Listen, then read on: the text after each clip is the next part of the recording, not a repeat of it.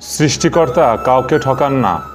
যাকে গায়ের রং দেননি তাকে মায়া ভরা চেহারা দিয়েছেন, যাকে ঘন কালো চুল দেননি তাকে সুন্দর চোখ দিয়েছেন। কাউকে মেধা দিয়েছেন, আবার কাউকে দিয়েছেন অসাধারণ গুণ। একজনকে হয়তো টাকা পয়সা দেননি, কিন্তু তাকে দিয়েছেন অগাধ ভালোবাসার ক্ষমতা। একজনকে হয়তো কিছুই দেননি, তাকে দিয়েছেন সুন্দর মন মানসিকতা।